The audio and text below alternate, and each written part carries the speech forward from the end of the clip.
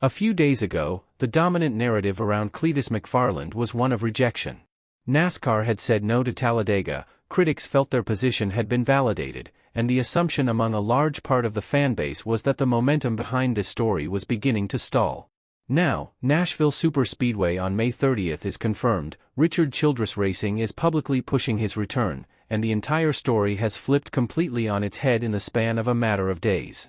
What makes this remarkable is not just the announcement itself, it is the fact that the rejection somehow generated more attention, more support, and more meaningful opportunity than a quiet Talladega approval ever would have. That is the real story here, and it starts with understanding exactly who Cleetus McFarland is and why NASCAR keeps engaging with him instead of simply looking the other way. Cleetus McFarland's real name is Garrett Mitchell. He is one of the biggest automotive and motorsports content creators in the country, with millions of followers built over years of grassroots racing content that established genuine credibility in car culture long before NASCAR ever entered the picture. This is not a random internet personality who showed up one weekend looking for a sponsorship photo opportunity. This is someone with a real motorsports foundation, someone who has spent years actually competing, wrenching, and building, who also happens to carry a massive digital platform. That specific combination is precisely what made the Talladega situation so emotionally charged on both sides of the debate, and it is the reason why NASCAR keeps treating this experiment seriously rather than dismissing it as a publicity exercise. When the Talladega rejection came down, NASCAR's position, delivered through Steve O'Donnell, was straightforward. The approval process works race by race, there is still more progression they need to see from McFarland, and superspeedways represent a completely different and uniquely dangerous environment that requires a demonstrated level of experience before placing anyone in that situation. That is not an unreasonable position when examined on its own terms. Talladega is not where you figure out the basics of running in traffic at speed. Cars run inches apart approaching 200 miles per hour, and one mistake in a pack does not just end your own race, it can end someone else's day in a very serious way. The technical argument for patience at a superspeedway is a legitimate one. But the fan reaction to the denial was not really about lap times or safety margins, and that gap between the technical argument and the emotional one is exactly why this story exploded the way it did.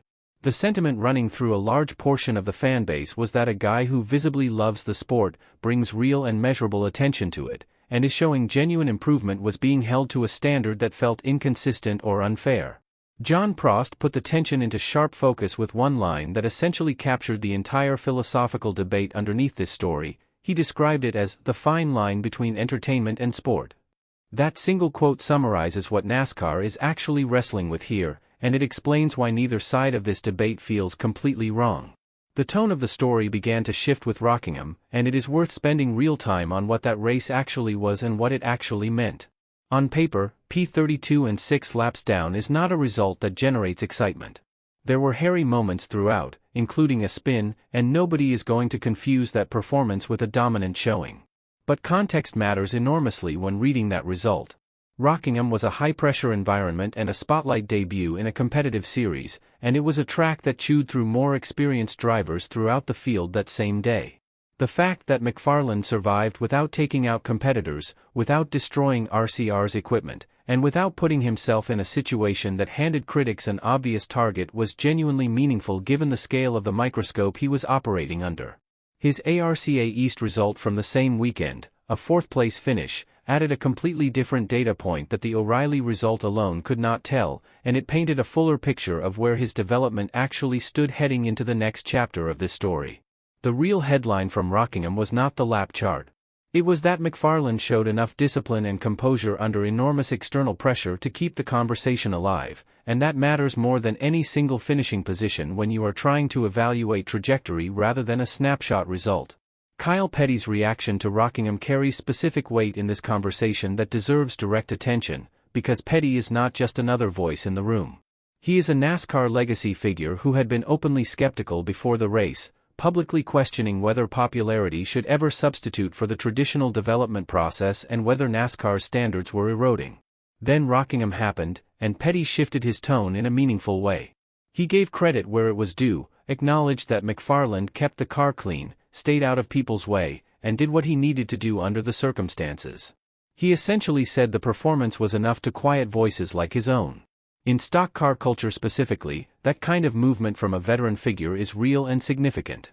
This sport does not extend respect to outsiders easily, and when someone who had been publicly skeptical moves from outright dismissal to a genuine, prove-it-to-me stance, that represents actual progress in how the establishment views a situation.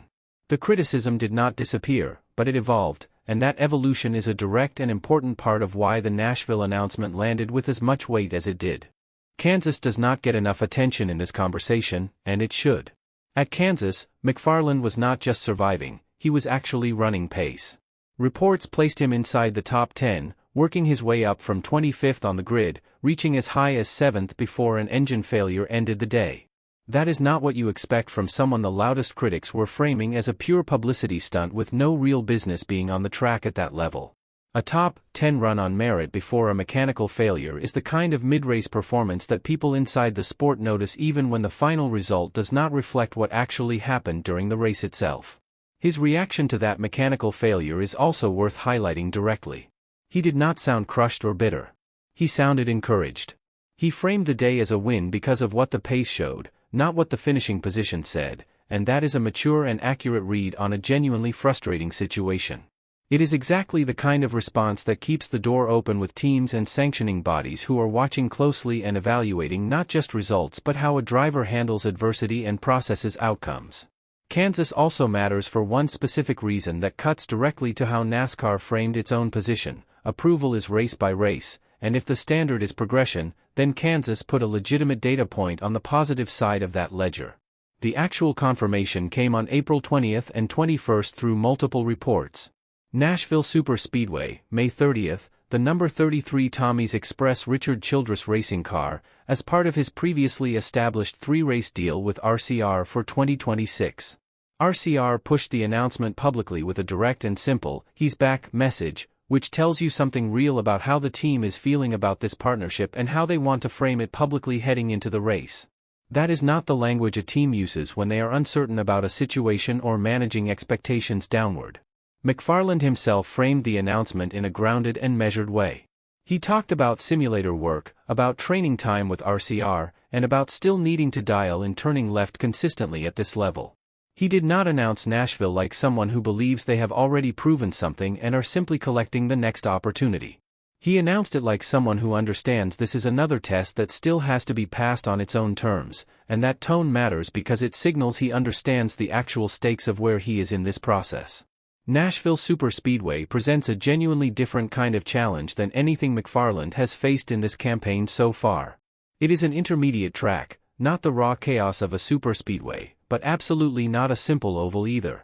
Multiple reports around the announcement specifically flagged it as his first intermediate-style challenge at this level and pointed out that the long green flag runs and sustained racecraft required at Nashville are legitimately difficult for someone still developing their instincts at this speed and in this competitive environment. The realistic bar for a successful Nashville run is not a headline result. It is a cleaner, more composed race. Staying out of trouble. Managing rhythm and tire conservation over a long distance. Showing more control and comfort than Rockingham did. If he checks those boxes, that represents a meaningful step forward toward the larger question still hanging over everything: when, and under what conditions, does NASCAR open the superspeedway door? Pulling back and looking at the full arc of this story, something specific happened when Talladega was denied that does not usually happen when a sanctioning body says no to someone. The rejection made the story sharper rather than quieter. It gave it more emotional stakes. It put more eyes on his next race. It gave McFarland something concrete to push against, and the way he responded, staying focused and honest rather than bitter or defensive, actually earned him more genuine goodwill than a quiet Talladega approval might have generated. The people around the sport also clearly want this experiment to succeed. NASCAR framed the process as progression rather than punishment. RCR stayed fully committed through every result. Steve O'Donnell left the door explicitly open. Even the loudest critics shifted toward prove it rather than go home. That is a fundamentally different environment than a sport that has quietly decided to write someone off. Nashville is the next real checkpoint in a journey that is still unfolding with every race. If it goes well, clean race, visible improvement, better comfort on an intermediate, the superspeedway conversation gets serious again and this story gets considerably bigger. If it goes badly, the doubters gain new and legitimate ammunition. But either way, the sport is still watching, and that by itself is remarkable for someone who entered this as a genuine outsider. McFarland has not silenced every critic and has not earned a guaranteed path to anything further down the road. But he has done enough, at Rockingham, at Kansas, and in how he has carried himself through the rejection and the scrutiny, to keep the door open and keep the entire NASCAR world paying attention every single time he straps in. Talladega was the setback. Rockingham was the reality check. Kansas was the quiet proof of pace. And Nashville is the next exam. Now it is your turn. Is Nashville Super Speedway on May 30th the race where Cleetus McFarland finally makes the undeniable case for bigger opportunities in NASCAR? Or do you think the sanctioning body is right to make him earn every single step of this climb the hard way, with no shortcuts and no exceptions? Drop your answer in the comments below. This debate is worth having. If you are following this story and want every update as it develops, subscribe to the channel and hit the like button. It directly helps get this content in front of more fans who care about where this sport is heading. Every race in this story matters, and we are covering all of it.